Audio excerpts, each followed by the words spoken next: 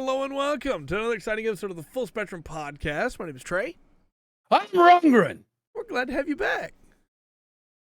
Okay, thank you. And we've got some stuff to talk about. I'm excited for today's show. We've got some good news, some really bad news, and then, just a little bit in between here and there. But we got reviews and all that fun stuff, Before we get into all that, though, Yes. do we have a pop quiz? Yes. I can't remember the last pop quiz I gave you. I did not do well on it. I know that much. Okay. Let's go through this one then. That could be any of them. Well, I haven't done the fact or fiction one yet, I don't think. I don't think so. Okay.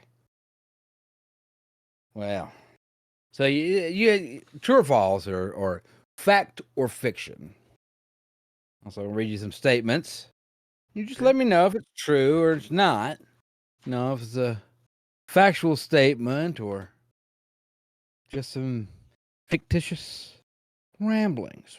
Okay. So, I got a mess here. I got situated. I wasn't quite ready. I didn't realize it.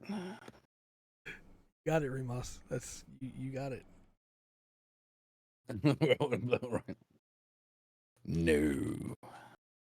All right.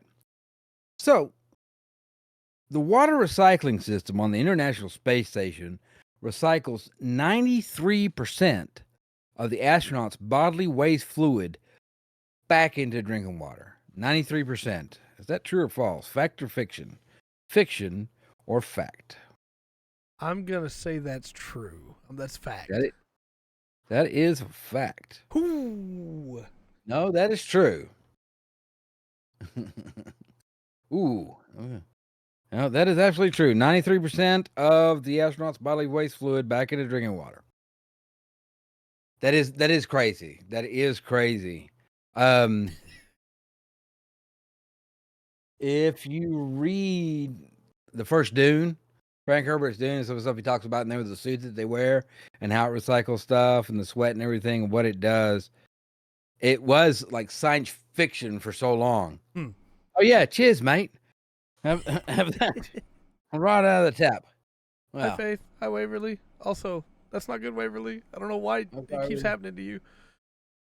Yes, I don't know either. All right. Question 2. Or statement 2, I guess you should say. Limited cold fusion.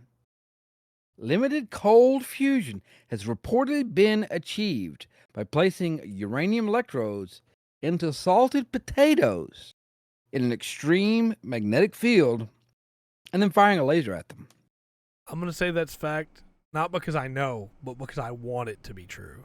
Nah, that's false. I didn't manage to pull that. Cold fusion's not happening yet, Bubba. I wish. I want so bad to shoot a laser at a potato and make cold fusion. That would be impressive. And if you pull it off, let me know. We have a patent to file. Right? You can figure out cold fusion. We'll be set for the rest of our lives. All right.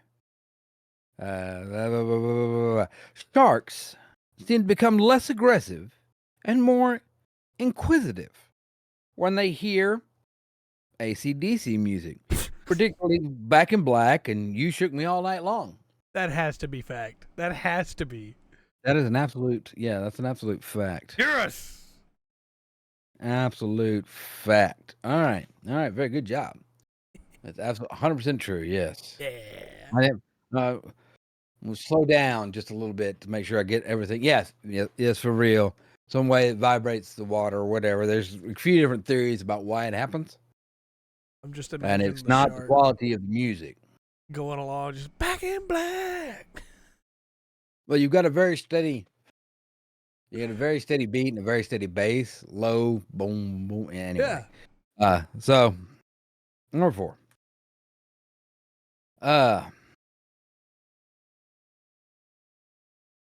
Two lovers engaging in a real first-class smackaroo,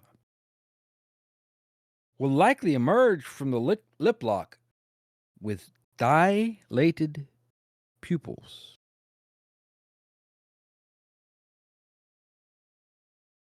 I think that's fiction. Yeah, I'm surprised. I'm not surprised you wouldn't know. It's actually a fact, Bubba. Come on Oh, now. okay. All right. Yeah. Thank you, Dark, for actually getting to the scientific. Two people kissing, two lovers kissing. They're gonna when they back up and look at each other, their pupils will be dilated. Makes sense. Yes. Yes, I'll try to. I can't. I've got my volume all the way up, so I can't do anything more about that. I'll try to speak more clearly, I guess. All right.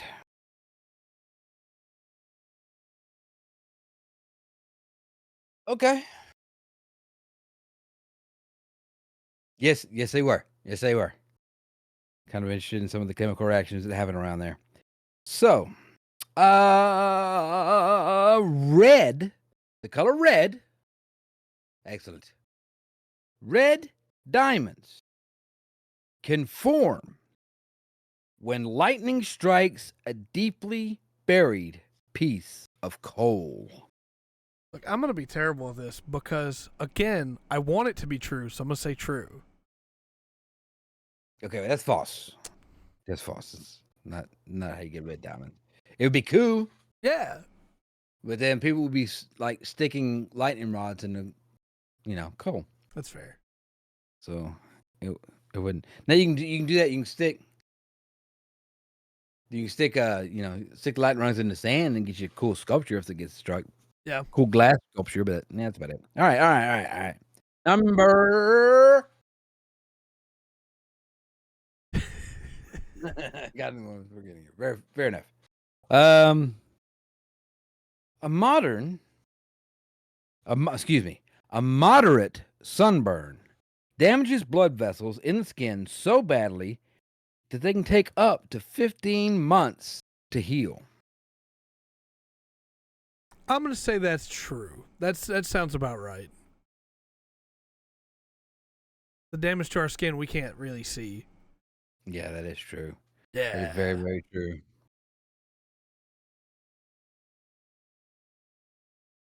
All right. The very oldest tree in the world is 9,500 years old. A few years older. I'm gonna say false.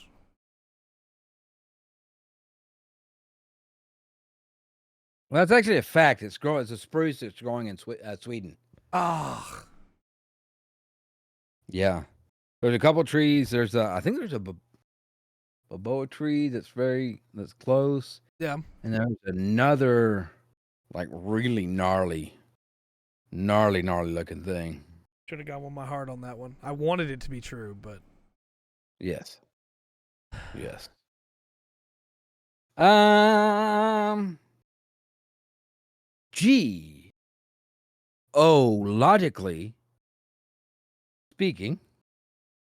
Geologically speaking, seafloors are the oldest pieces of the Earth's crust, with the oldest in the Western Pacific being about 4 billion years old. sure. Yeah, I'll say fact.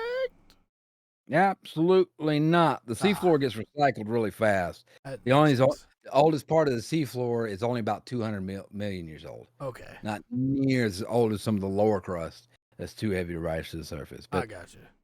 got you. That's all good. Okay. Faith was with me though, just of a sure, yeah, that Yes.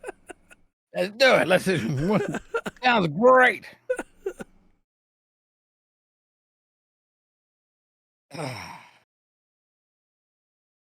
Number 9. It takes longer to boil water at the bottom of a coal mine than at the top of a mountain. It's thinner at the top. It's more dense in the coal mine.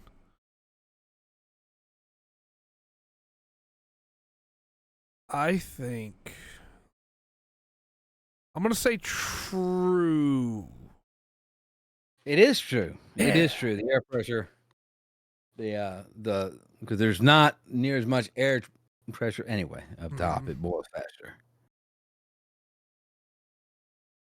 I mean, 100 degrees is gonna be 100 degrees Fahrenheit or Right. whatever. 100 degrees Celsius. I mean, excuse me. All right, last one and 1, 2, 3. Okay, so far you've doubled your average this week. Nice.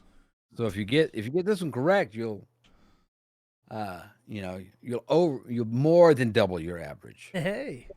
Okay. That means I'm bound to fail. All right. So the modern lawn sprinkler was actually invented in ancient times as a primitive steam engine. We go with my heart. I was wrong last time by not going with my heart. I'm gonna say it's true.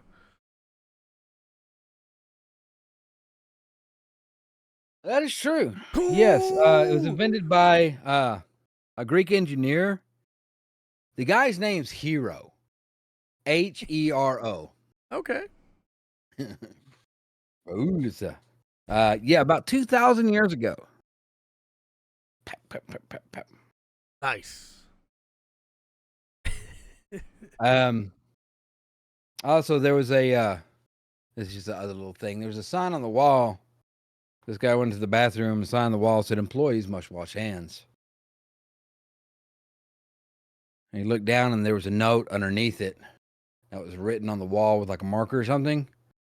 I said, "I waited and waited, and finally just washed them myself."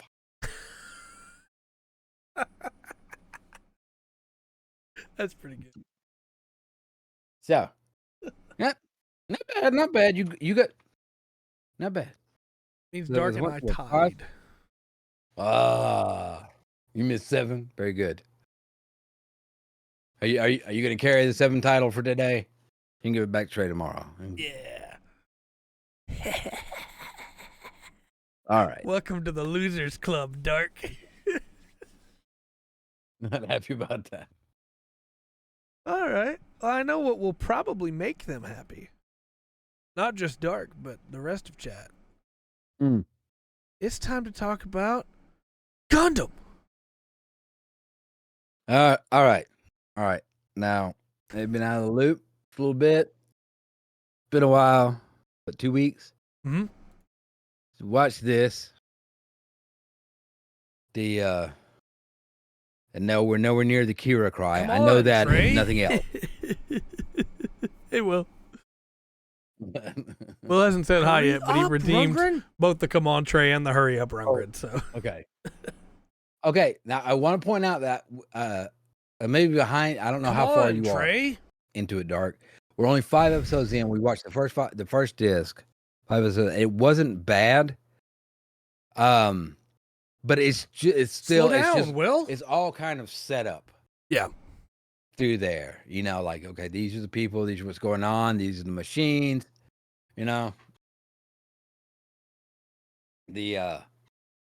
so I don't absolutely hate it yet, and I don't want to call, even if I did, I probably wouldn't. If I thought it was the dumbest thing ever at this point, I probably was still trying to refrain a little bit from saying I hate it because there's so much left. It's I'm going to handle this kind of like I do because I find racism stupid. Yeah. I think it's really ignorant to hate somebody based upon their skin color or their religion or, that kind of thing. Because if you take time and get to know people, you will have a legitimate reason to hate them. Mm-hmm. So I want, if it is horrible, I need at least a couple more. Yeah. Maybe a couple more. There might be some things I hate as we go into it. I just don't feel like that I still feel like after 5 episodes in that that's how you hate it. Take what you need, Dark. Take what you need. Leave the rest. No, I still feel like it's kind of an introductory period. Like the Yeah. first is, you know, the first is there's I've been not. waiting for this. I don't know. I'm trying to think of something that really moved the story along in those first 5 episodes. That besides just introducing the new suits. Yeah. And the new packs for the strike. Yeah. I don't really think anything stands out for me. Because there's just maneuvering. Yeah. What do Right. you think? What do you think about so far the suit design for Seed? Basically, that's Yeah. kind of there's definitely some spots in there for that sure. So far, I mean, Gundams, I don't think it's really ever truly disappointed me across the board with suit design. The suits are usually pretty cool. Yeah. Even the weird ones. You know? The claw. Yeah, the Aegis Claw. Aegis claw is a little bit weird. It's a little bit something new. But it is sleek. I think so. And I think if nothing else, it's like they can't tell a story, but they can make a cool looking suit. You know? What do you think about the What is music that? so far? I'm trying to think. Okay. So the OP is all right. Mm-hmm. But I like hearing it. I think there should be like those cybergoths like dancing to it, that fast drum beat, you know, Yeah. going to it, like running around and everything. But it's not bad. I don't. It's a little bit. It's a there except the only clever thing in the OP I can think of really is just hey, they made the drums quick. Yeah. Real quick. That's it's kind of not an EDM beat, but kind of close to it. It's not bad, but it's definitely not my favorite. So that's definitely a way That's Will's favorite part of the opening. to get attention. And look, it cracks me up because that's right there. She's right in the middle of the screen. Uh-huh. They take their time animating that. Yep. Like she comes up, one boob goes this way, the other boob goes this way. Slow motion. It's like, yeah, well, thank you. I that's very nice, but I'm not sure where that falls into the story. Yeah, there's a naked woman in the opening. Yeah, in the OP, they just like right in the middle of it, she pops up because it's while the music's going, and music and boobs go together hand in hand. That's why there's strip clubs. See? Gosh. I wanted to highlight real basic. quick. I agree with Remus. The Gin is a great suit, but I also wanted to highlight real quick. There is like one major narrative flaw in these first 5 episodes that we caught. They do not sell you on Kira and Athrun being friends well enough before the big divide. Like, oh, they used to go to school together. Yeah, that's all you get. Yeah. That's Yeah. it. Yeah, no. Yeah, no, that's a little jumbled together of them trying to shove like the first 5 episodes. Heck, that could have been just them at school together. Yeah. But yeah, that is a jumbled jump. Trying to that wasn't paced very well or set up very well. Yeah, and there's some good little scenes here and there after that. I think one of the best scenes in all of Gundam is in these first 5 episodes in a really weird way. It's Athrun in the bunk by himself, and on the other bunk is Rusty's stuff where Rusty would be. There's no words, there's no loud crying, and it's just Athrun slowly floating up from the bunk, looking over at where Rusty would be, and it's like, no, Rusty's dead. That's all that's said about it. They move on. It's very poignant, very good. Offset immediately by, you want me to pilot this? I'm not a soldier. Well, kid, we're kind of in a situation where everybody's going to die, but I'm not a soldier. Yeah. Well, never heard that in Gundam before, so. At least Amuro put his big boy pants on and went out there to fight. Unique taste. I bet it does. I bet it does. Will, do you have the 3D version of that thing? Did you get modded? No, Automod grabbed her because of Code Oh. Geass, because Dark doesn't know how to spell. Or it was an insult. One of the two. I'm surprised if it's an insult. Dark doesn't like Code Geass, because there are some very, very interesting character designs for female characters in Code Geass. Yes, well. I'm not watching that yet. Code Geass is not in our list. Yes. Oh. Yeah, But- the whole you're a coordinator. Like, best character in Seed. First 5 episodes is easily Mulaflaga. He's like, well, yeah, the kid's a coordinator, but like he saved our lives. So what are you getting upset about? And look, I know that Tomino says, I've seen stuff he's done, stuff he hadn't written, all that good stuff, but Gundam's his baby. Good, bad, and ugly.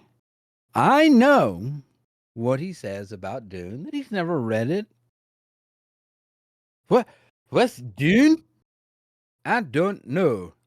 Never heard of it. But that is a he's got some hardcore parallel thinking. Yeah. Going on there with it. Moo is pretty great. There's the Kira cry. Now this one, I like Seed a lot. I don't like Destiny, but part of the reason I like Seed is because it is not Tomino, but it is another team trying to be Tomino, right? Like they follow his lesson plan all the way down. Yeah. Yeah. I'm trying to think. Actually, I don't think Coordinator might be from some Isaac Asimov wrote, not Frank Herbert and Dune. Either way, it's not. Oh, what a name. Mulaflaga. Yeah. That sounds like you're cussing me in French. Mulaflaga or Italian. Yeah, right? They go Mulaflaga, and then like within a second, and I'm gonna spell them out here for the sake of this conversation. Then it's Rao La Crusade. And it's like, all right, those names don't need to be like that. Wow. You don't have to do that. Don't do that to them. Do it. Right. Do it. All right. I don't know.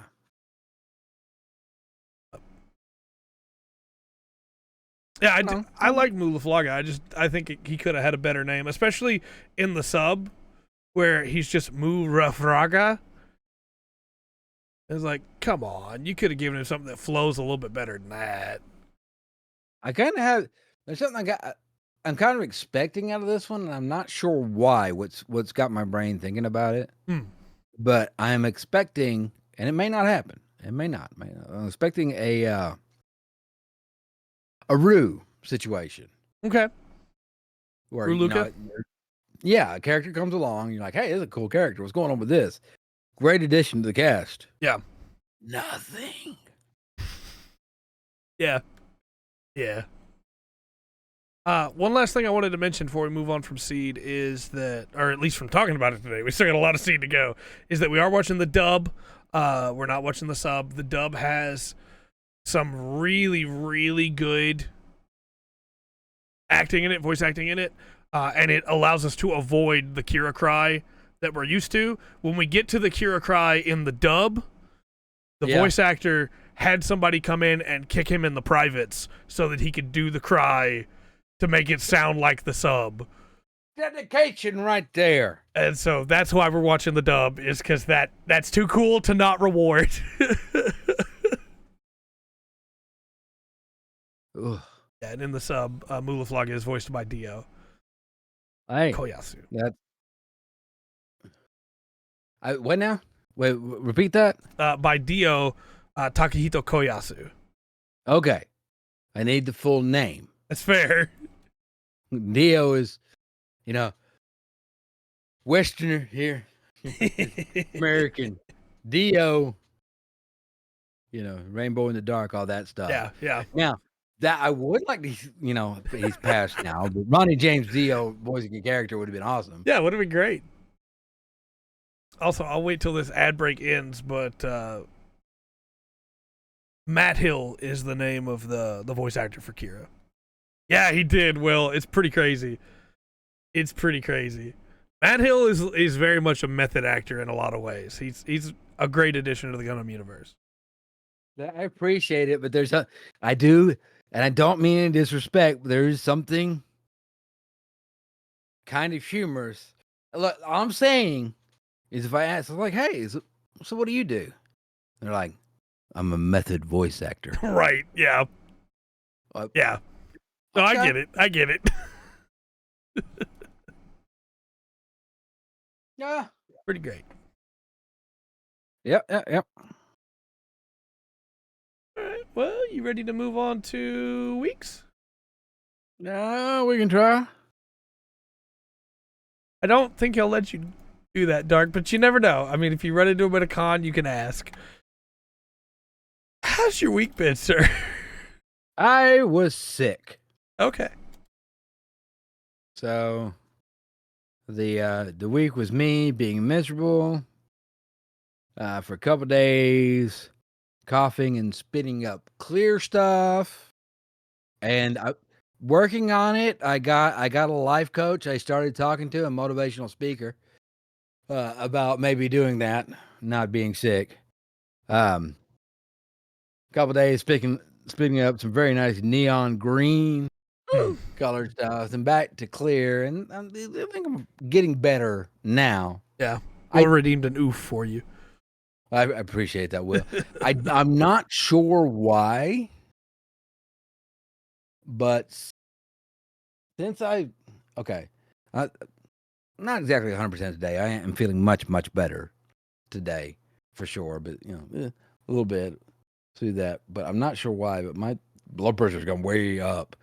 I don't know if whatever I had was stopping some of my medicines from working or what. But yeah, that's no good. Get that. Yeah, that's it. It's not. It's not where it was originally. But it's it's still it's still pretty high. So I've got a couple of things. It's not nitroglycerin. The other thing, I do have one that's like, if you take this, if everything's too high. Right. I've taken that twice today. It was the windows I stuck with on the school bus. I figured that would help, but I skipped the doorknobs. Let's do that. I'm trying to think if I did anything else. So we played some Lotro. Yeah. We played Lotro. I don't want to play a game with a controller on the Xbox, but I'm not sure which one. Yeah. So that's kind of in the back of my head, and I'm like, I haven't picked one yet. Maybe I will soon. I'm gonna play that.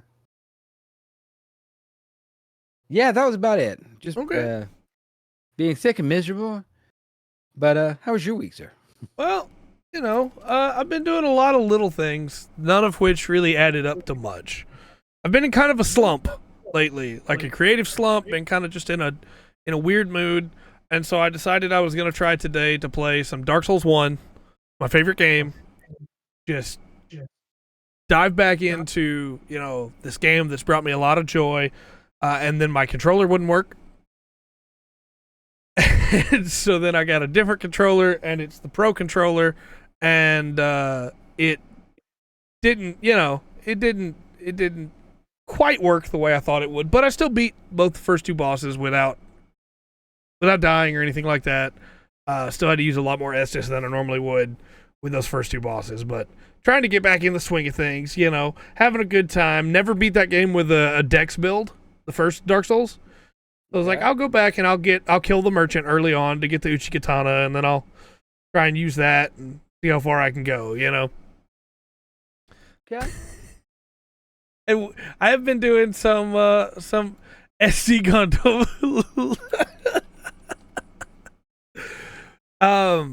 I did after the stream Friday go back and beat the game so that I could unlock and the next tier of upgrades and be able to hopefully beat that mission with Dark, because we found out that the game is a lot harder in co-op.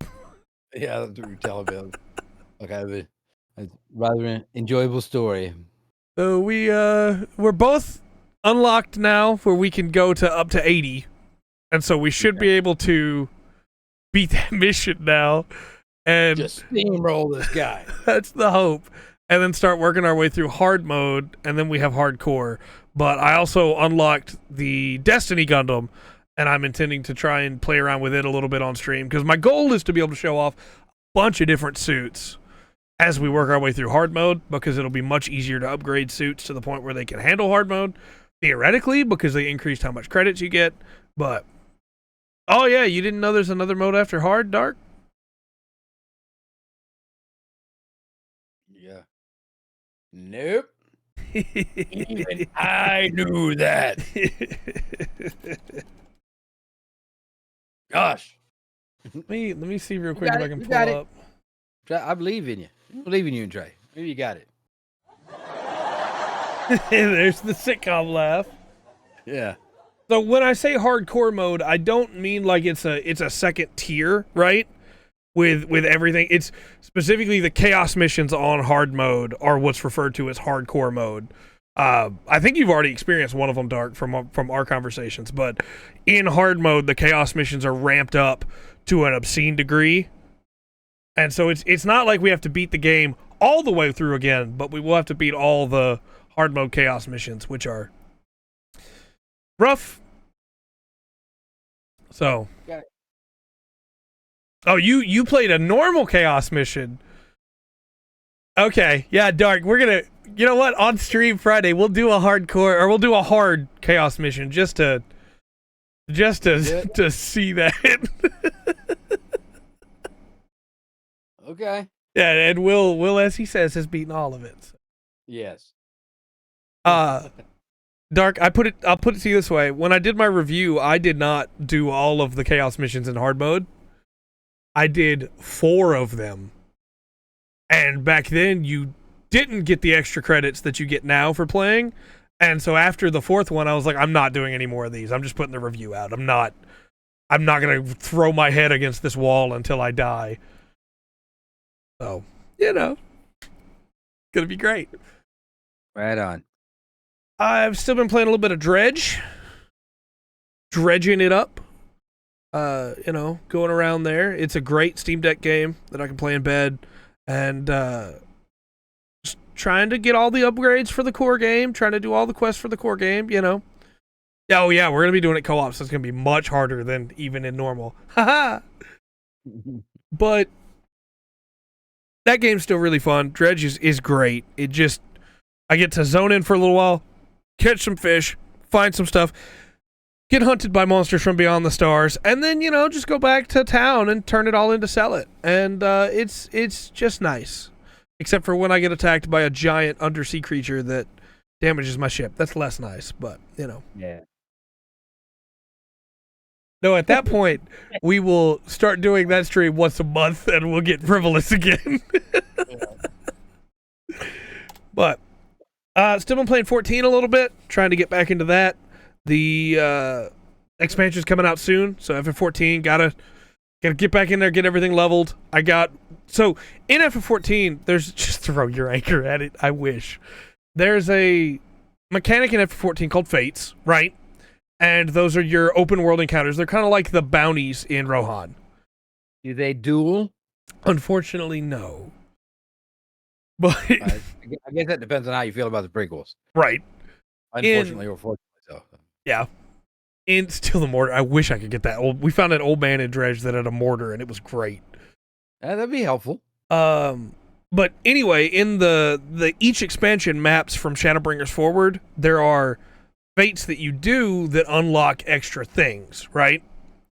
And so you have to do so many of these fates, and then you unlock all the things you can purchase from this merchant in that area.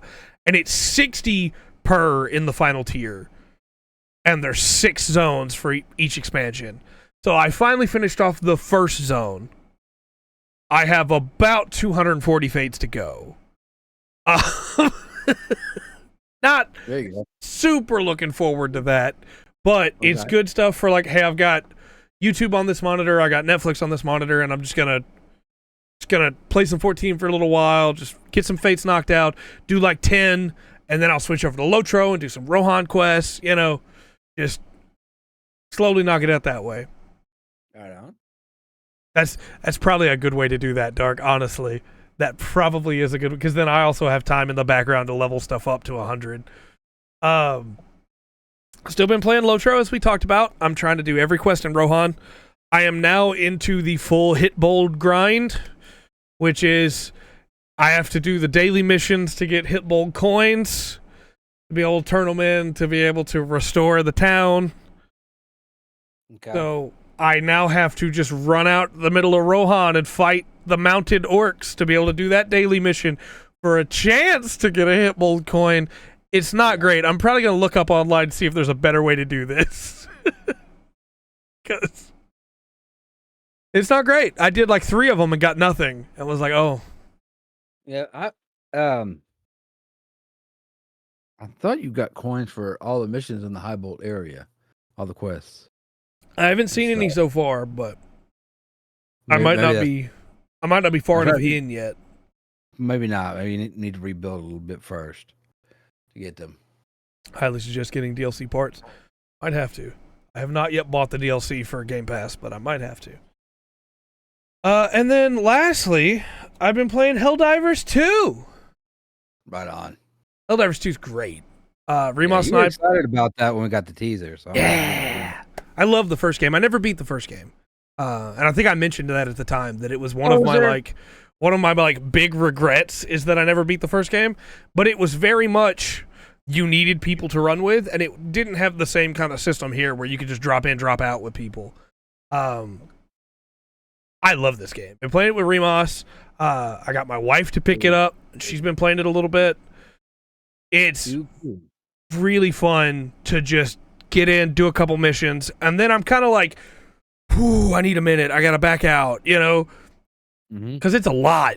And I'll get to what Remos is talking about in a minute. Specifically, they just put out a patch today to try and fix the Android missions, but the community has been going with Robot Vietnam for what it's like going into those missions. You drop into an Android mission. Anytime, Remos, anytime. Drop into an Android mission, and what's supposed to be a 40-minute lockout timer for the mission is just 15 for some reason. It was bugged, and so it drops all of the enemies that it would over the course of 40 minutes in 15 minutes.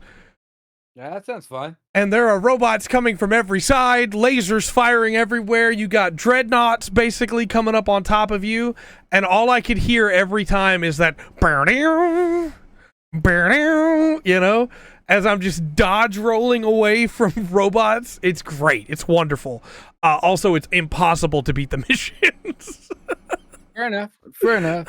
Yeah, So- but the very best, Watch out, bearded man. very best Halo ever for me, the very best point in Halo is the end of Reach. Yeah, it felt like And that's that. not a mission you can beat. Right.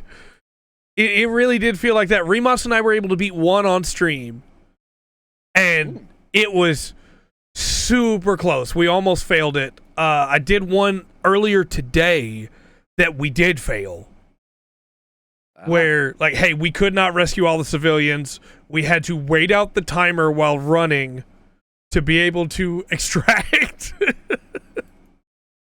And just the standing up on the extraction point, seeing them coming back up the beach that we had fought our way down to survive. Just, oh, what a cool game this is. And again, you can just drop in basically with anybody, right? Just Right on. join a group. That also means people can just kill you, Not great in that regard, but I do want to touch on what Remos was talking about, though. Helldivers 2 has been a massive success for the developers. Yeah. in a way they did not expect, right? Their first game was a niche, over-the-top, third-person shooter with, like, isometric style, like top-down.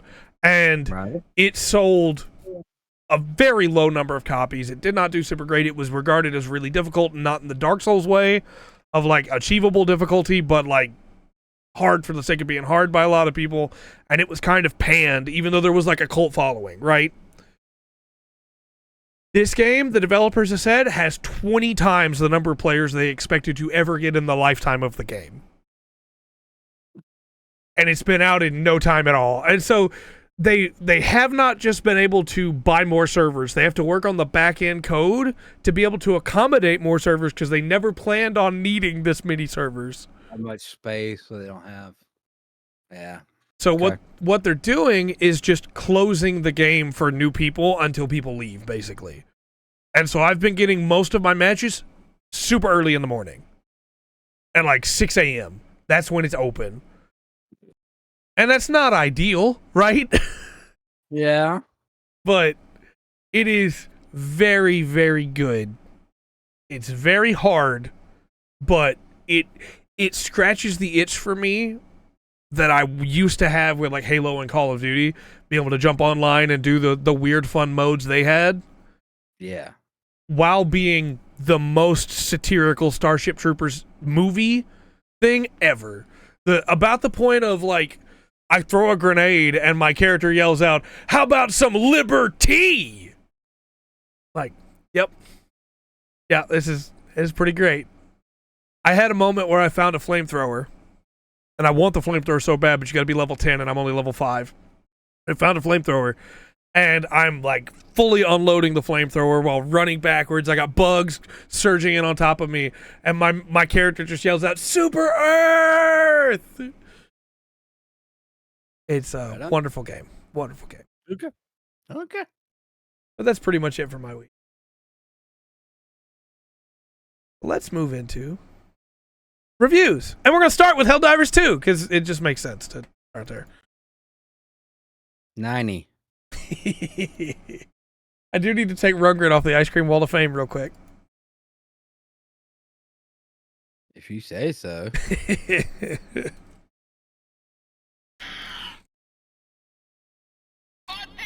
All right, so we have a 92. You said 90. We have an 88. I'm assuming we have an 86 from Waverly. Yeah. Remas says 89.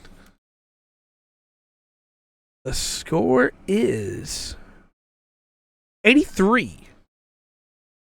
83. Okay. That's a B. Not a bad grade. Will came in with a 90 there. Yes, on the 86. Okay. Yes. Got a few blurbs for you. All right. Game Informer says perhaps the biggest hurdle Helldivers 2 has to face is its own success. Servers have been over. Why did we just switch? Why did? I don't know. I mean, I had no idea. thanks, Discord. Its own success. Servers have been overrun since launch, leading to lengthy wait times and faltering progression systems. Yet, for me, the indoctrination is just too strong. I'm still compelled to wait my turn to get another taste of sweet victory in this live service diamond in the rough. Okay. And then Kakuchopure says, Helldivers 2 opts for a third-person over-the-shoulder perspective, bringing you closer to the action. This, along with its humorous military fanaticism tone and its improved shooting mechanics and action, is what warrants a sequel to take this current year, filled with live service games, by storm. Okay. All right. You ready? Yep. Ready? Thanks, Will. 85. 85, huh?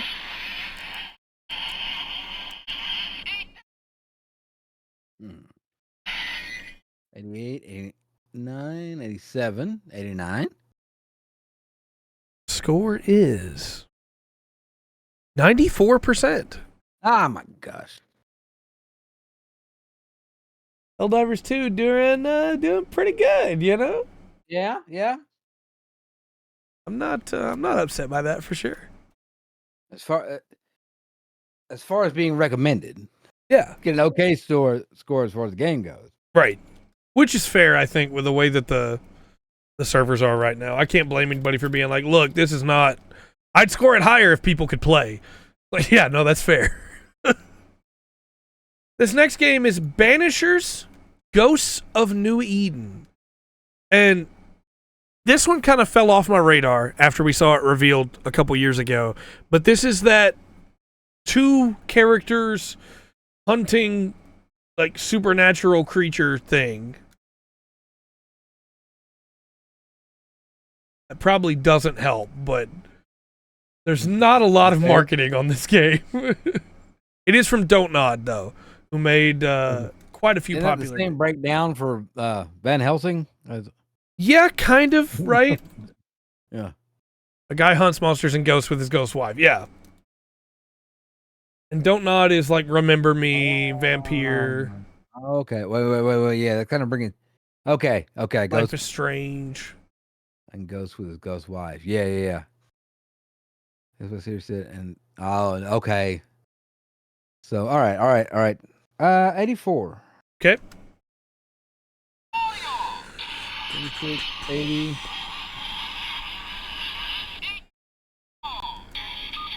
All right, Dark.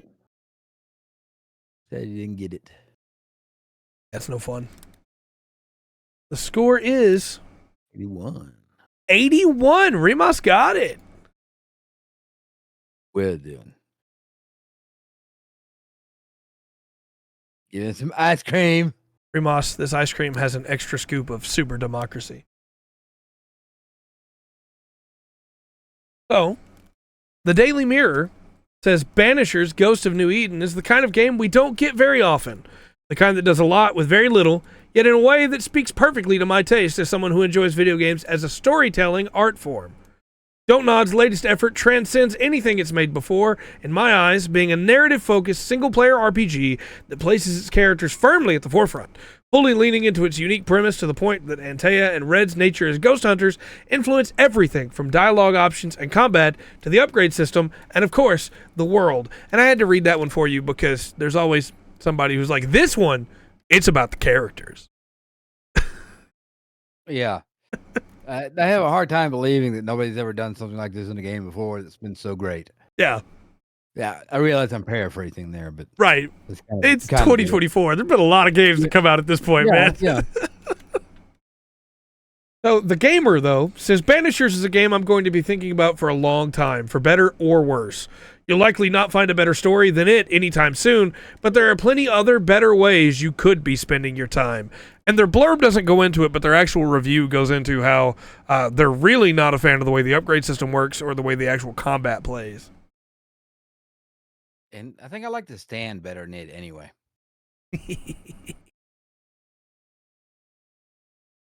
Liberty flavored. All right. 79. Okay.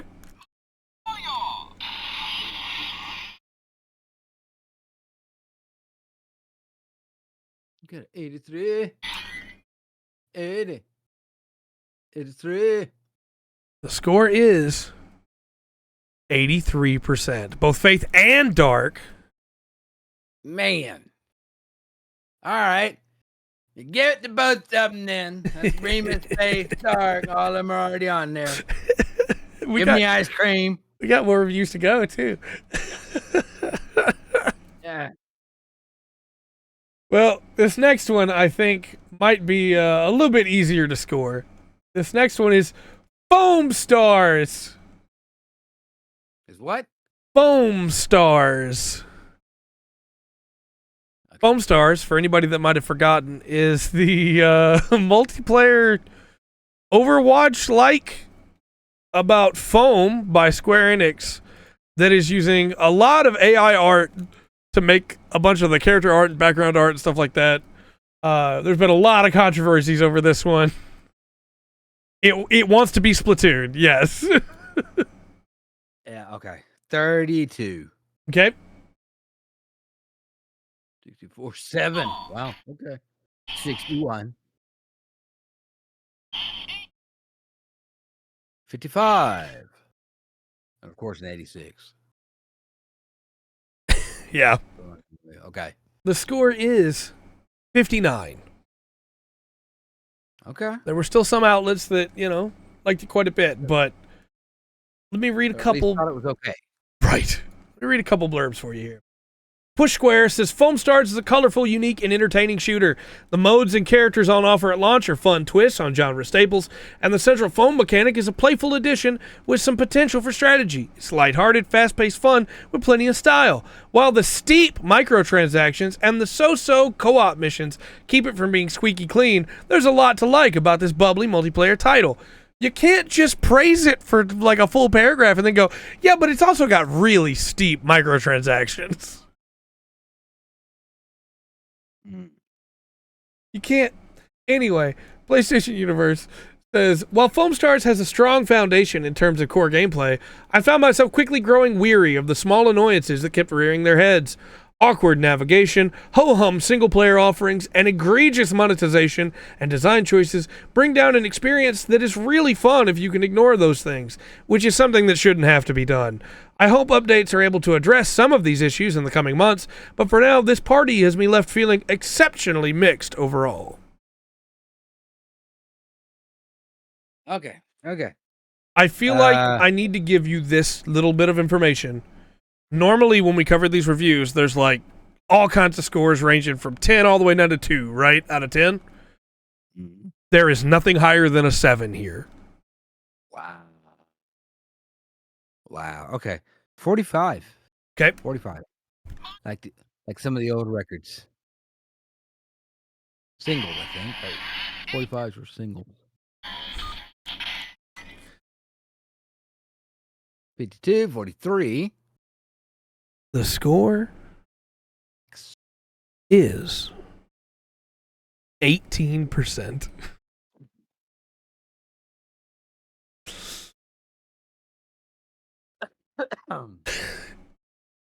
Well then.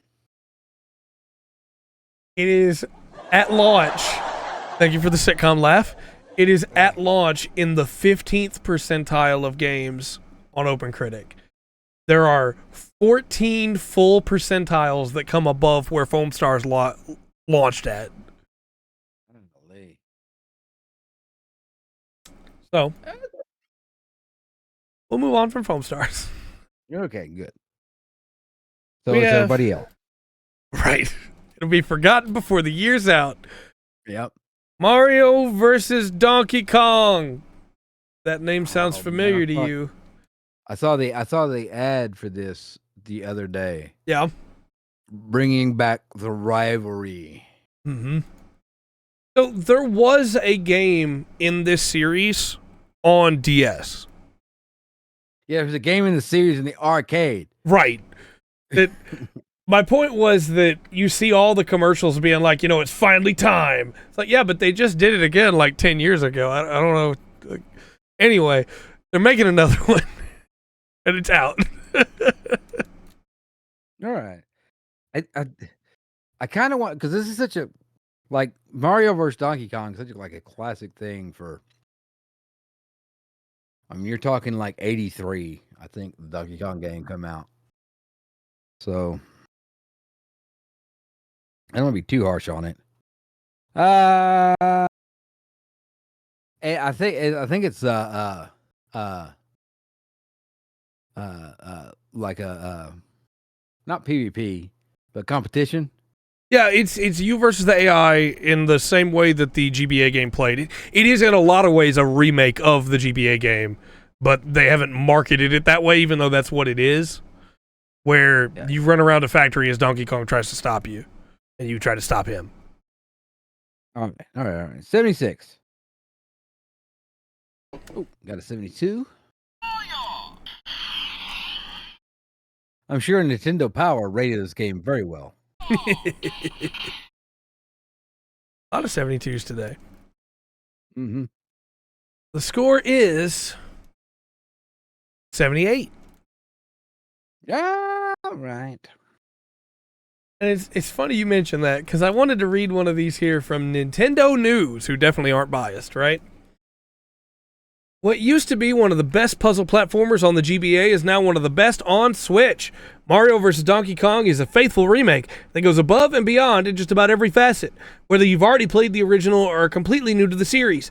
With modern graphics, alongside brand new modes, levels, and features, it's easy to recommend this charming remake based on one of the most iconic rivalries of all time. If you're still not convinced, you can try out the free demo available now via the Nintendo eShop. Well, look, if nothing else, this game has a free demo. Yeah, there you go. Do you think Nintendo and Mario and Donkey Kong is the iconic rivalry now? I know it was when Mario started, but wouldn't you say that now the iconic rivalry is him and Bowser?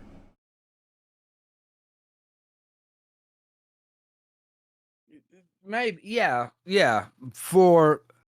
But the original one was Donkey Kong, absolutely, and it was Cranky Kong. That because Super Mario Brothers, not just Mario Brothers, but Super Mario Brothers was kind of different the way it scrolled. Yeah, it's like you had a moving, not a movie or a cartoon or anything, but through the things as you went along, it was kind of rolling through a story in a weird way. Well, you didn't hit a screen transition and it had to load in a new screen. It just kept rolling. Right. Or it wasn't like the whole level was just on the one screen. Mm-hmm. So definitely for that was such a kind of a jump forward in gaming. Yeah. Type thing. Mario was doing this where you could run around, and then of course Zelda took it to another level with the top down and moving around and stuff. I'm glad this rivalry here. The better known rivalry is definitely Mario and Bowser. Yeah. And for a lot of, I guess honestly, especially for like if you're Gen Y millennial age, that's your Mario, right? Yeah, you don't know anything about Mario versus Donkey Kong. Unless you're looking back and going, hey, where did this come from? And you come across that right easily. But from what is that? From Nintendo, so it was 89 on Bowser. Yeah, definitely. So that, but I said it's a cool concept. It's something kind of, not surprised that it's come back around. Yeah, it's a good nod to a 40-year-old game. Mm-hmm. So, cool. I do have another blurb for you. VGC says Mario vs. Donkey Kong offers a notable step up in visual quality from its 20-year-old source material, which is the GBA game. I guess it's not 10 years, it's 20. The GBA is not 20 years old. I've refused to believe that. No. Yeah, it is. It came out in 2003. It's actually 21 years old. No, don't do that to me. No. Hold on. Your your DS, it had the bezel that came out like that. Yeah. 2003, 2004. Yeah. Your dual screen, flip open, go. Mario Sonic is a huge rivalry. Oh, that's for sure, outside of gaming. That's just that, for you had Sega versus Nintendo for the that's all you had until PlayStation came along, and then Xbox. And then no more Sega. Yeah. They say from its 20-year-old source material, right, big step up, visual quality, but the same can't be said for the gameplay mechanics, which remain largely unchanged. While it will no doubt appeal to purists who love the GBA original, those discovering it for the first time may find it too easy and not up to the same standards as modern, similarly priced Mario releases. They sure did, until they didn't. Yeah. Yeah. You have no appreciation for the Sega Saturn. It's thinking. What are you thinking? Sorry. I'm going to say 82. Okay. 82, I think. I think they're going to give it a little bit.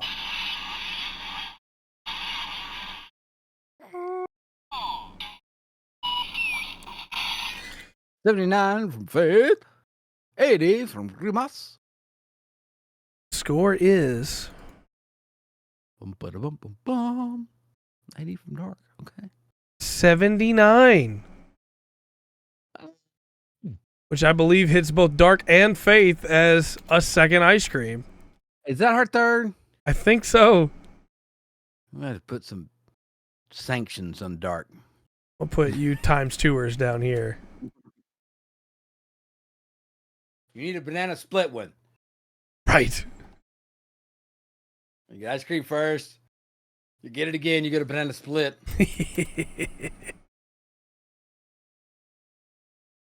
Congratulations to you both.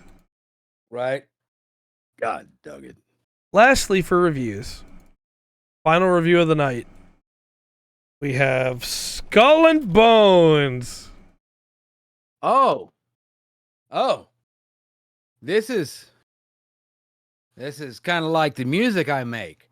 This is quadruple A. Yeah. Yes? Yeah. Yes. Never I make before quadruple seen. A for yeah, that's the kind of music I make. Because you go triple A and flip back over. That's the way I always understood it. So anyway, Yeah. thank you. Very nice. Appreciate that. Thank you very much. You know what? I think had not the developer said this is going to be a quadruple A, which is one of the dumbest things I've ever heard in my life, game for $70. Appreciate it, Faith. I do. I do. I don't know why you had to put like that, or is that quote? Yeah, like your music. I think it'd probably get a higher score if you never said that. Yeah. But I think if he said that and people are going in to review it, they're probably already like, "There's no way this is stupid." Yeah. It's stupid. Okay. Faith is from Super Earth. Right. Pay money and not get you on. Yeah. No. Oh my gosh. Yeah. I'm gonna say 64. Okay.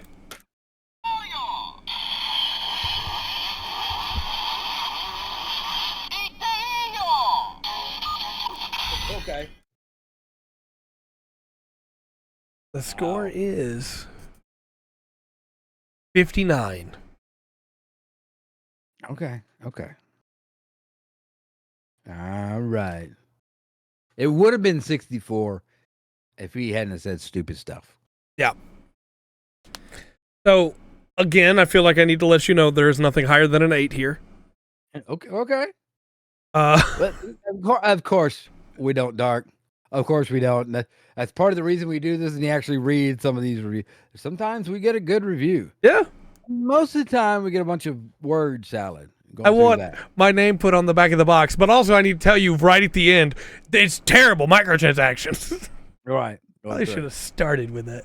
Anyway, Gamers Heroes says if you can stomach the rough seas of the early game, Skull and Bones has a bounty of live service content on offer.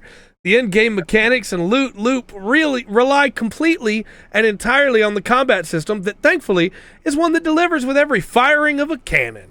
Taking over towns and cities, conquering trade routes, climbing the leaderboards, Skull and Bones is a thrilling ride. It's just a shame that it can take 30 to 40 hours to get there. I think you know what kind of review that is. Yeah.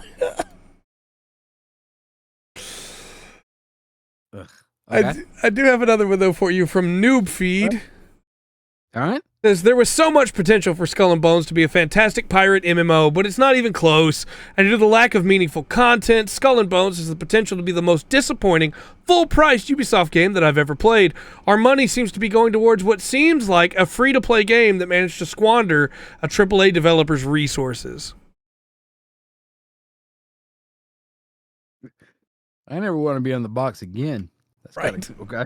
I do want to read one more for you just for the fun of it.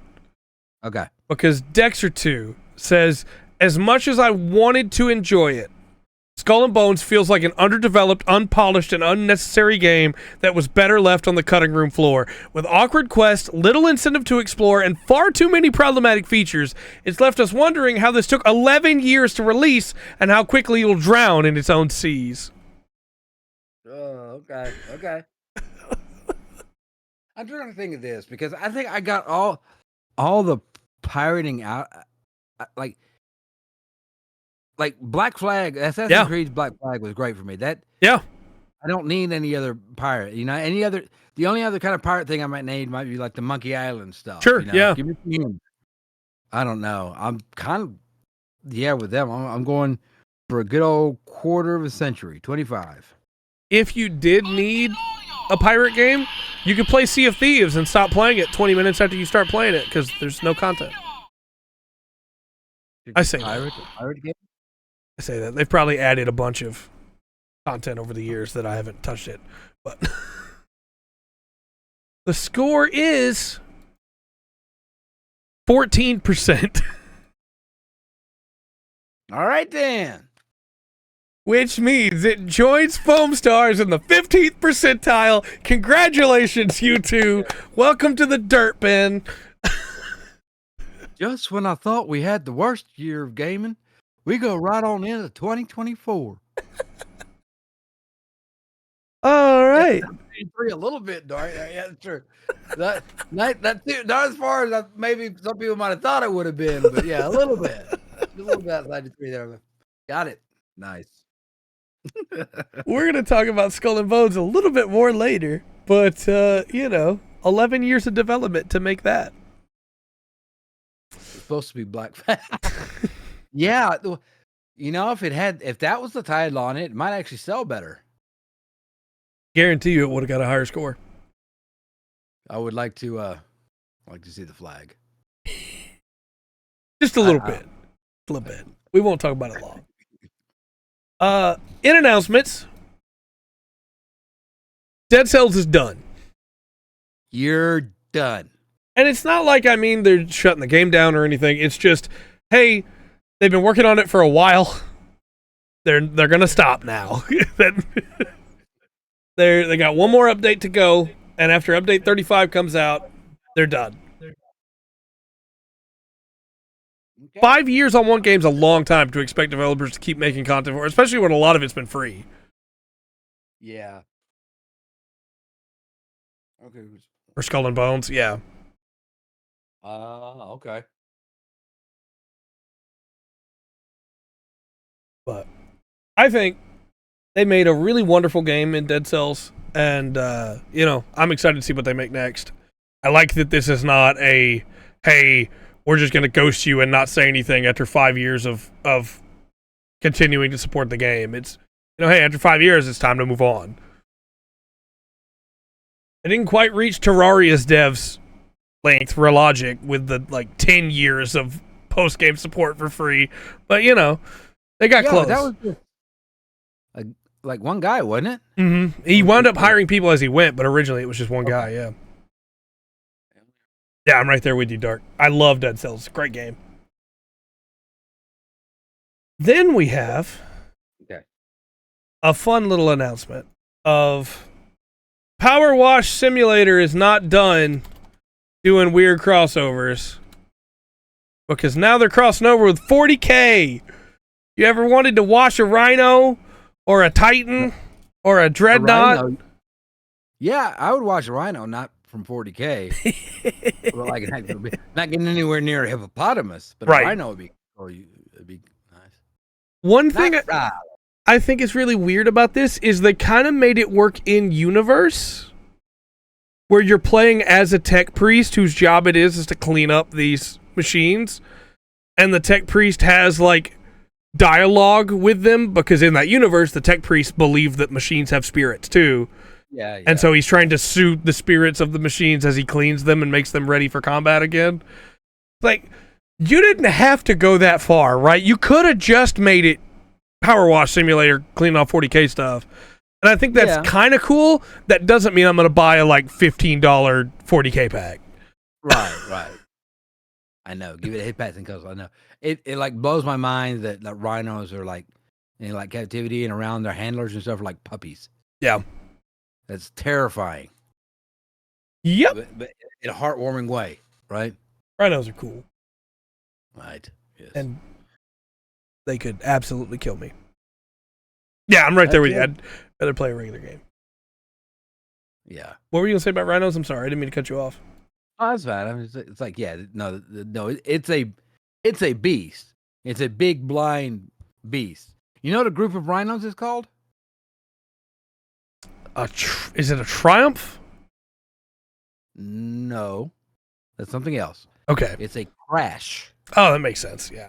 Yeah, the crash of rhinos because they can't see past 3 feet. Yeah.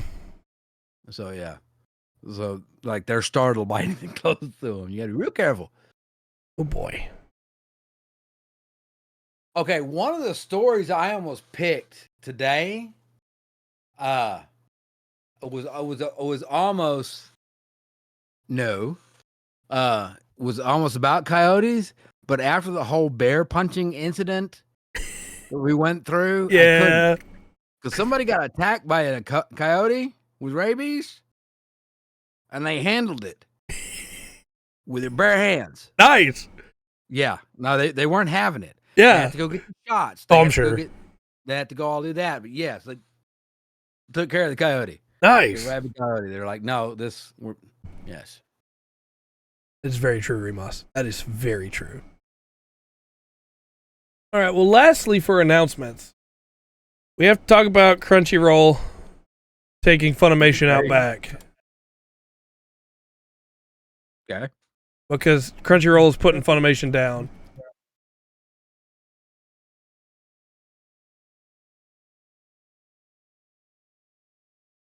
So Crunchyroll put out this statement, and this is not great at all, right? Like, this is really bad. Funimation's support, after Crunchyroll bought them, Funimation's site support, their service support, is ending on April 2nd of this year, which is not a lot of time. But the good news is you'll be able to, bring all of your watch history and your Funimation queue and all that stuff over. You'll be able to port all that over to Crunchyroll. But anything you purchased on Funimation's website, any of those purchases you made, they're gone. They're not going to honor that. They specifically say in their statement they don't have to honor that, and so they're not going to honor that. Which is strange for them to be so upfront about it, but it's technically true. So we would rather lose customers than... We're getting to that. Oh, wow. As Remus has said, yes, they're now technically the only anime streaming service. Like, obviously, Hulu, Netflix, Amazon Prime all have anime on them, but Crunchyroll is just anime, right? Yeah. And that's, you're not going to get the anime anywhere else of the anime that's on Crunchyroll. Right, because they're getting it from Japan, straight, simulcast. Yeah, well, just like some of those shows are not going to be, you're not going to get them on Netflix. You're not going to get them on any other streaming service. Yeah. And especially if you want to watch them day one, you got to pay that simulcast price. Yeah. Speaking of the price, Crunchyroll has been $54.95 for a year. Yeah. On January 28th, 2025, it's going up to $99.99 a year. On my birthday, they're going to do this? Yeah. Yeah. Nothing good ever happens on my birthday. $99.99 a year to have a terrible video player and not even get the things you purchased on Funimation. Yeah. You just... Look, I don't support piracy. A lot of people do piracy for greed. Yeah. Right? Things, but if you... Yeah, it hadn't worked out that well, Remus. I'm sorry. They appreciate it though. Appreciate it. I do. You were saying piracy? Yeah, but like it's like what Crunchyroll is doing is right here. One, stealing from the original Funimation customers, basically. Yeah, going through that. You're just asking for piracy. It was like the thing in Brazil where they put a game out. I can't remember what the game was. I want to say it was Undertale, but they didn't really check the conversion rates, so it's kind of overpriced in Brazil. Yeah, it get pirated a lot.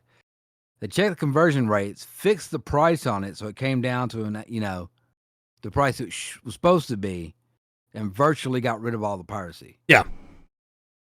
I don't know. You screw over your customers. You're asking for them to try something.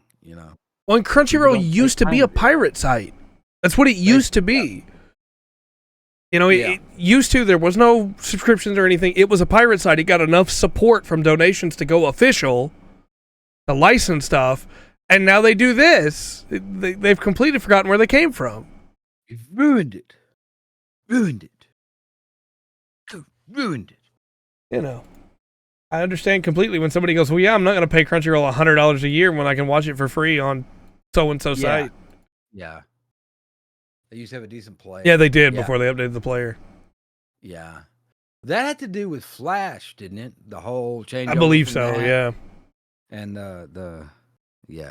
they got their own one, which sucked. And then they bought Funimation, which had a good player, and they haven't started using Funimation's player. They're still using theirs. Yeah. So, yeah, Crunchyroll hasn't been getting my money for a long time. Not going to start now. I have no idea what just happened to you. You just went Android coming across here. You got a bunch of electronic noises. So much I hate Crunchyroll. Yeah. Yeah, if you want to ruin something, make it official. Yeah. Get in on that good bureaucracy. Yeah. I don't even understand. Buy Funimation and just then leave it alone. Well, they want to be the only one. They want to you have to go to their site. They know now, since you have to legally, if you want to say you're watching anime, they can charge whatever they want. But they're wrong, right? But they think they can do it. Am I still robot for you? Oh boy. Okay, look, dude, I have no idea what you said. For the past 2 minutes, all I've got is Chat. You can hear me, right? Chat. I hope so. See, now it's clear. Now it's perfectly fine. All right. I don't know what happened to it. You got a lag or something. Lag. I guess so. No, they think that people will pay that price because they think that people want to support Crunchyroll and official anime that much. They're wrong. People do, but they just don't have that money. Yeah. And there's a lot of stuff, man. Because you're going to have all the official studios anime, the big studios, stuff like that. But you've also got smaller stuff that's not going to get anyway. Yeah. It's just kind of crappy. I know, I understand they need to make money to keep the things going and all that, but still. Yeah. You switch into corporate brain mode, and all of a sudden, you end up, screwing people over. So yeah, this could have been done. I know this could have been done. In absolutely. a great way that everybody was happy. I know for a fact they have all of the Funimation records because I've seen Funimation employees come out on Twitter and be like, "Look, I know where those records are, and they own that office now." Yes, yeah. That's one of the big. Everything going digital. Mm-hmm. There was concern about that, concern of monopolies, things like that, and some people just didn't want to change, right? Yeah. Especially if you had stock in Blockbuster or something like that. Everything going digital, and you kind of had this wild west for a while, right? Where piracy was like you just download a program, type something in the search, and you can pirate whatever you want to. I think it will. Oh yeah, for sure. I really did. Not that I'm supporting piracy or anything like that, but that realistically, everything under Funimation, and that might have been not a bad way to do it. I don't see why you couldn't have a free Crunchyroll site for all this anime. Yep. And then you have your Funimation site where there's anime that you're going to pay for. It's just kind of strange. Why do it in one of the worst possible ways? Yeah. Why do it? Why steal from people knowing that you're going to make them angry? Yeah. It's really dumb. I do have some good news as we move into the news, though. Hopefully bring us back up, right? I don't think as a company they would ever do that, Dark, but I do see where you're coming from. So the game Unicorn Overlord, which is the spiritual successor to Suikoden, right? Yeah. Because Konami won't let go of Suikoden, even though they're not making anything with it, is going to let you recruit everyone on the first playthrough. Now, that may sound like, well, of course you can, right? It's a video game. But in the Suikoden games, you can normally recruit like 102 characters. And some of them require you to make different choices where one playthrough you won't get one of them because you'll make a choice and you get the other one, right? Yeah. They have set this one up where you can, if you go back and talk to the right people, you can recruit everybody in one playthrough. So you can see all of the character stories and all the character interactions in one playthrough, which is wonderful. Yeah, but then everybody gets the same character at the end of it in the same group. I agree, but I don't have time to play through that game like 3 times. Fair enough. Fair enough. I don't know what they're doing with that game. I don't understand. I really don't know what they're doing with Legend of Dragoon. Why there's not that what you ride a dragon and fly. Yep, Do it's cool stuff. a slam dunk, man. I don't. Yeah, it's pretty easy to go. This doesn't have to be. That doesn't even have to be a AAA game. Right. Like a small group of your programmer, set them off to the side, give them the original copy, and say, "Hey, make this pretty." Yeah. And you'd have a great game. We've been dying for good Dragon games ever since Scalebound got canceled. Yeah. Dragon's Dogma 2 is coming. That game's come up, comes up for a few people that they really like Legend of Dragoon. Yeah. It's a great game. There was some stuff into it. Yeah, but that was JRPG. I thought you got the dragon on that. You can ride it in combat, I believe, but have a good one, Will. I'm pretty sure in Legend of Dragoon you can because it's turn-based. I get too, but I've heard Legend of Dragoon has been brought to me by more than one person. It's like, this was a great game. Please redo it. Because you fuse with the dragon, right? Summon a dragon. Yeah, that's what I thought. That's what I thought. Okay, I got it wrong. Sorry, Dark. Thanks for clearing it up. Yeah, I don't know. I wonder what some of these companies are doing. Of course, that might be a weird rights thing. Who knows? Yeah, there ain't no telling. But since you talked about what companies are doing, let's talk about Xbox, because they did have their podcast where they revealed everything that happened and what the plans are. Yeah, that's what I thought. Okay. Basically, they're not getting out of the console game. I don't know why they did it this way. They just had like Phil Spencer sit down on a podcast and talk. And all he really revealed in there was that they're not getting out of the hardware game, but they want to support people that are going digital only, right? So the plan is to have 2 going forward still. Game Pass is still not making money, which we already knew, and it was very scripted. And then that they want games like Helldivers 2 to be able to come out on Xbox. Like, there were multiple times that he mentioned Helldivers 2 specifically. It was very clear he was basically saying, Sony, we're here. You can put it out on our console too. And then they talked about how they're putting some of their games on other consoles, like Hi-Fi Rush. And they didn't bring up Starfield, but we already know from a couple weeks ago that Starfield is coming to, PlayStation. So it was kind of a waste of time in a lot of ways when they could have just put out a statement. But, they wanted people to be anxious, I guess, and be excited that Xbox wasn't going away. But like we talked about before, no, but it wasn't ever going to go away just like that, right? All right. One question was, what's going to happen to people spending their games with streaming computers? Yeah. It's about the dead backwards, back to oh. Yeah. Yeah. Well, yeah. Oh, we're going to get to that. We're going to get to Ubisoft. That's coming in just a minute. Just a second, go ahead. Yeah. It feels really strange to me to have Xbox. I guess it's just weird, right? Like, hey, we're going to sit down and have our own scripted podcast to tell you we're not going anywhere. We're still in this. And it's like, yeah, of course. I didn't think you were shuttering Xbox at the end of this podcast. Like, what? Yes, you'll own your games to... Yeah. Oh, and that's the thing, right? Like, we talk about the digital-only console, but if you remember, Microsoft is the one that was pushing that. It wasn't, hey, we have a vast number of people that only buy things digitally. They're the ones who pushed that and said, hey, you want this, right? We know you. You want always online consoles, right? No, we didn't say we wanted that, Microsoft. Oh, you don't want always, but you do want to download all your games, right? No, we don't want to download all our games, Microsoft. That's not a thing we wanted. Why did you think it is? It's just so weird. It's just so weird.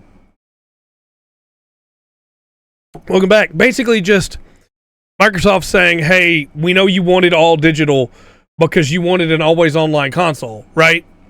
And everybody was like, "No, that's not what we wanted." And then Microsoft was like, "Well, you want just to download your games because you're not buying them physically, right?" And people were like, "No, that's not what we said we wanted." And they were like, "Okay, cool. Here you go. Download only console." Just I don't think there's anybody who actually plays games, like any gamers out there. I don't think there's probably a few. I don't think any gamers were thinking Xbox is no longer going to make consoles. Right. To get out of the console games. Not seriously. I honestly think this was for Microsoft stockholders. Yeah. That have no clues about games. Yeah, I agree. Rumors are coming through going, hey, and they're like, you're going to get rid of the consoles or no? Right. My stock price will go down. Yeah. Yeah. No, and I agree, Dark. You can save them locally. It's wonderful. It's amazing. It's one of the best things Steam does. Please continue. I didn't mean to cut you off there.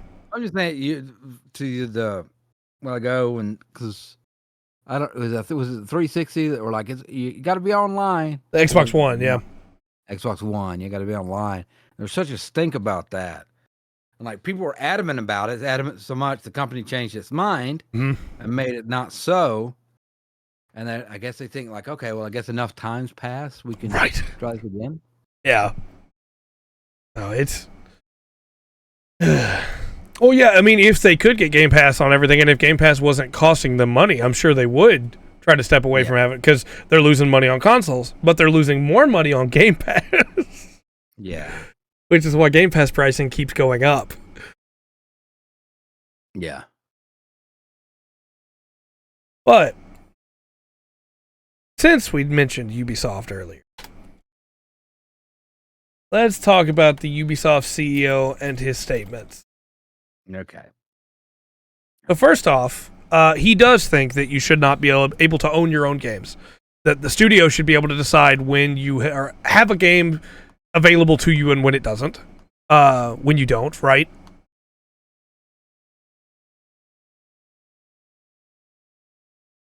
Maybe. But he also said, as we've talked about, that Skull and Bones was supposed to be a quadruple A game. The first of its kind, and it's a massive flop on release. Feels unfinished. It's a live service game loaded with microtransactions that was supposed to be a full game on its own. It's absolutely terrible. And just the idea of we get to decide when you can and can't play your game. Like, oh, okay, so this is just greed. Just bald-faced greed. Yeah. Greed and a power play. Mm-hmm. We know better than you. Yeah.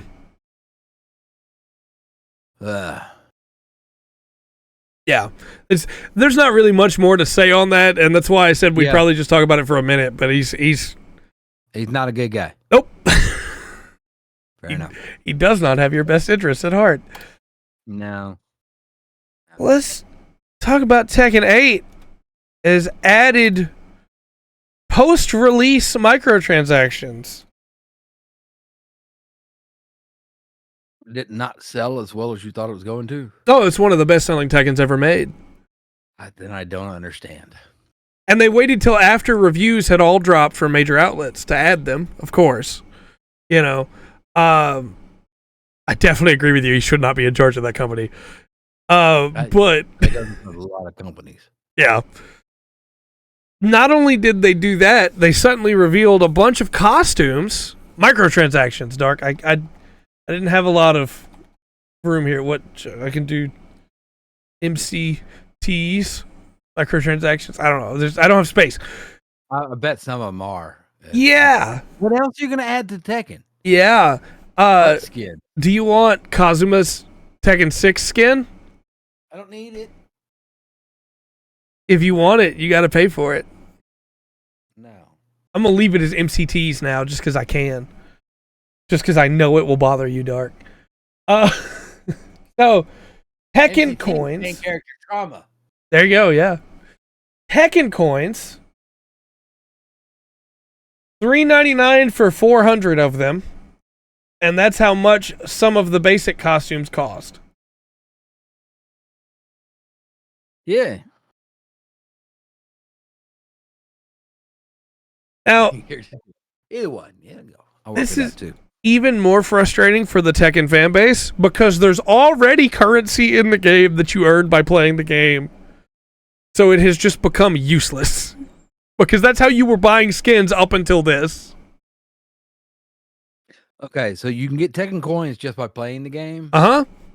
and you can still do that. Well, yeah, you still get the coins, but you can't buy the skins with them anymore. Now the skins are behind the Tekken coins, not the gold coins. Once again, I don't understand this. If this was like, hey, for $3.99, you can get a little bit of jump on your Tekken coins. Mm-hmm. You know, so you can go ahead and when you start playing, if you want to spend $3.99. You have the Tekken coins to get some skins that you want.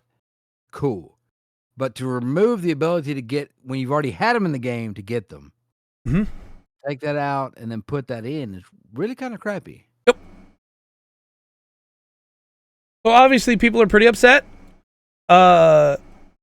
It's unfortunate, of course, that all this happened after reviews. So people that just look up reviews on YouTube won't have any idea that, you know. But they know what they're doing. Yeah. But I do have some good news to wrap everything up tonight before we throw it to your corner. Gigantic is coming back. Okay. Now, for anybody who doesn't know, Gigantic was a MOBA, like a hero shooter MOBA hybrid, where the Nexus, as it were, League of Legends style, that you would go to hunt down at the end of the match, could move. It was a giant and it would move, and so you had to move around the map to defend it. It died in 2018. It was not making money, and the developers could not continue to support it. Really, that's cool. That's cool. They are bringing it back. It's not going to be free to play anymore with a bunch of microtransactions. Instead, it will be a $19.99 paid game, and it will not have the live service function. You'll probably still be able to buy skins and stuff, but it won't have battle passes, right? You buy the price, you can play the game.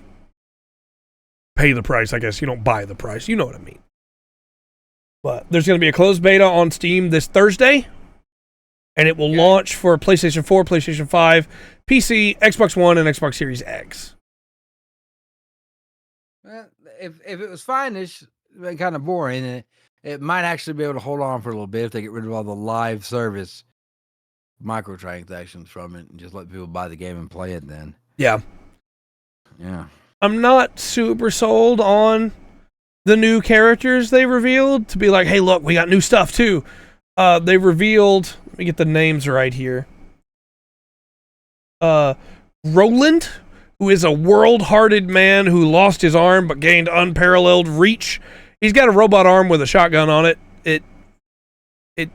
Sure. And then a cat character that's like a cat ninja named Khajiit.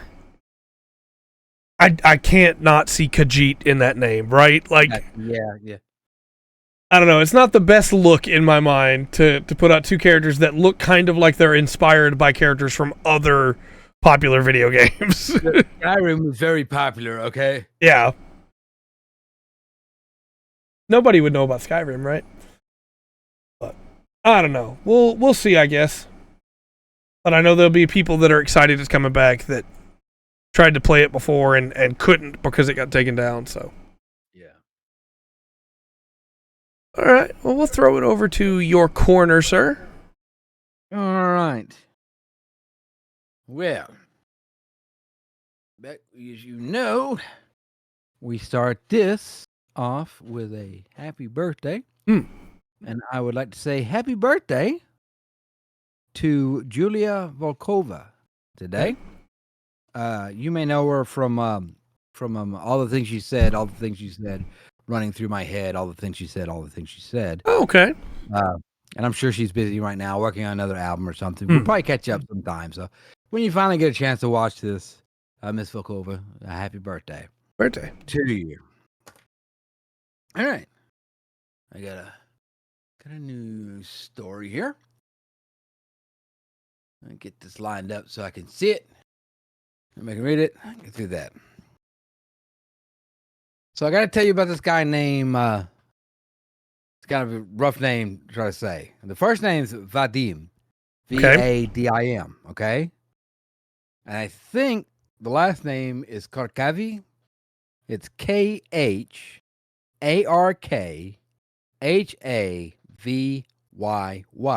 Okay. All right. Vadim Kharkavi. And he works for this place called Polar Bear Construction. Okay. Right. Been there, doing good. And he's a contractor. He does renovating things. The company does renovating things like this, right, in Seattle, Washington.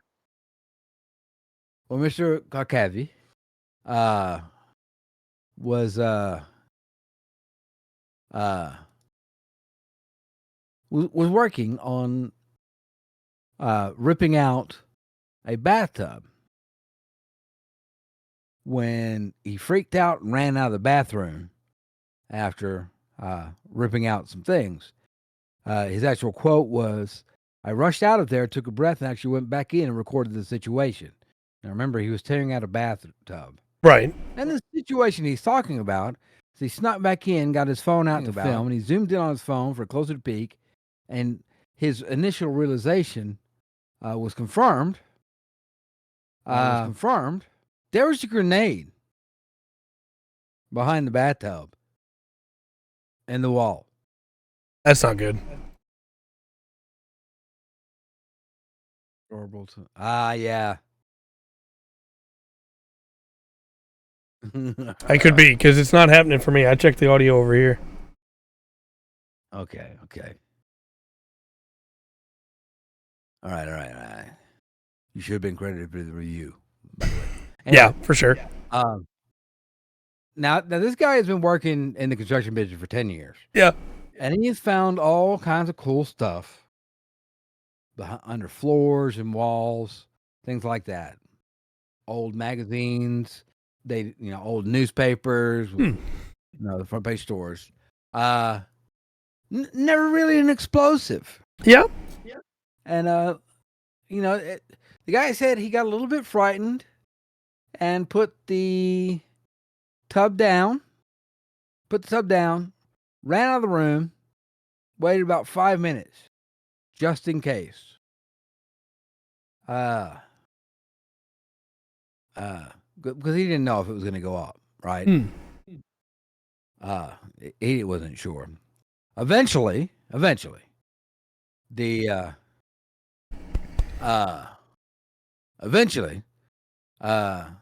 Seattle police and the bomb squad were called to the scene, and it was determined that the device was not a live grenade.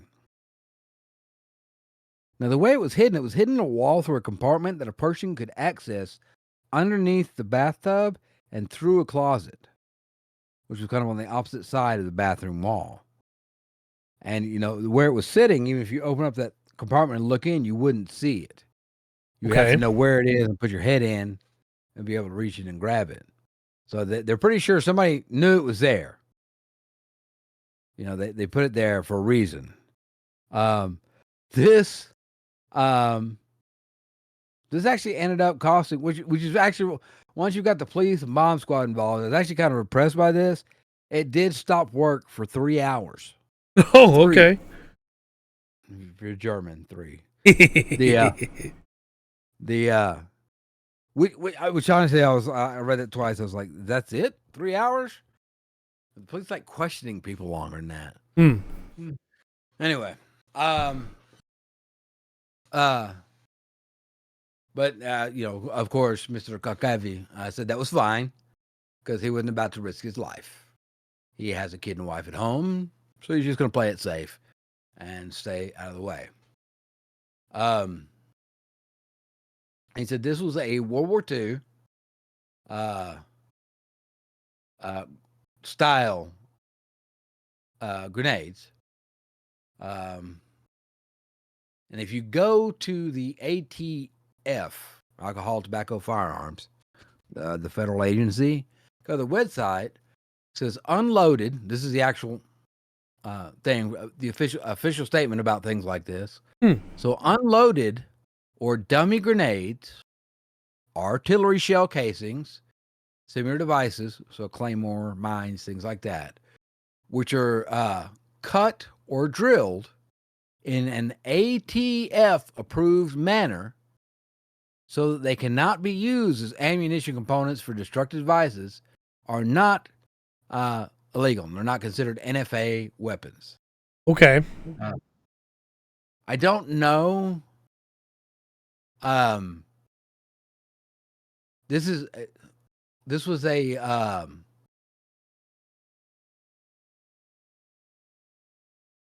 it is kind of weird. But I don't know if you know much about grenades. You've got this is a pineapple World War II grenade, so it's got the little knobs all around it. Right. And you've got the top, it actually screws in, and it's got a little detonator in there. So when you pull the pin, there's a timer. You got like 3 seconds, and it'll ignite the thing. So all that was together, just didn't have any powder and anything to explode in it, right? All that. So it wasn't. Sorry, Chip. It wasn't that big of a deal. Now, this is not the first time this has happened. Something towards this, because in 2023, on December 23rd, so just not that long ago, the White Settlement Police Department responded to a call after a new home found what appeared to be a grenade in their house in Texas. Tell me it wasn't behind another secret hidden closet into a bathroom. It was not into a bathroom. It was inside a hidden wall. Found out it was like a little wall space, and they had a fire block in the wall. I don't know if you know what that is. But like they put up, for anybody that knows, they put up like the studs for the house. They have a piece of wood go across. Some people call it called fire block. It was found in there. Doing that, and it had quite, kind of things being. So, just saying, I don't know why you would find World War II grenades in homes in America. Yeah, that seems like somebody probably had to do something to get that home. Yeah, and then hide it because they basically committed almost treason. Right, stealing that from the military. Just saying, going through that. So, I guess technically you can have one, as long as you've drilled it out in a way that the ATF approves of. Yeah. So if you live in the States, and you decide to redo your house, just keep an eye out for grenades. Yep. There's a little warning out there, just trying to make everybody's life safer and better. Keep an eye out for grenades they just wanted to see. Yeah. You'd think it would be. You got to build it yourself. You'd think it'd be easier to find them, because anytime you see a grenade, somebody goes Grenada, or at least that's what I've learned from Call of Duty. Yeah. Right. No. And grenades don't blow up like they do in the movies either. Not at all. I've seen quite a few of the magnet fishing videos where they found guns and quite a few other things that were underneath the thing. Yeah, they just wanted to see. Watch out, this is the way I bet it happened. And people have gotten whole weapons, like a full rifle home like this before. Now, of course, no. This is one way that it could possibly happen. Nobody's ever done this in any military branch, I'm sure, ever. Oh yeah, right. But they don't mail the grenade home. They mail one little tiny piece of the grenade home. Then they'll take another little piece off, for another one, so they can move it around. Yeah. And as long as you follow this paperweight, a paperweight that can't explode, you should be okay. That's the story I had. Renovating your home. Watch out for grenades. Road grenades. Yes. Ugh. All right then. Well, going into the outro. Hold on, one thing. Oh yeah. If you don't, is it I think it's a Winchester. One of the big gun brands, not Remington. The Winchester House. If you don't know anything about the Winchester House, and this is the wife of the guy who made the guns, it's a gun company. She was insane. She built her own house. You know, she had contractors and stuff do it. But go check out that house. Okay. She had problems. Yeah. The Winchester House. That's really interesting. Okay. Yeah. Do that. But yeah, sorry. Go on to the outro. I want hidden compartments in the ceiling that ninjas can crawl through. No. If ninjas want to hide in my house, they're gonna have to work at it. It's right. Yeah.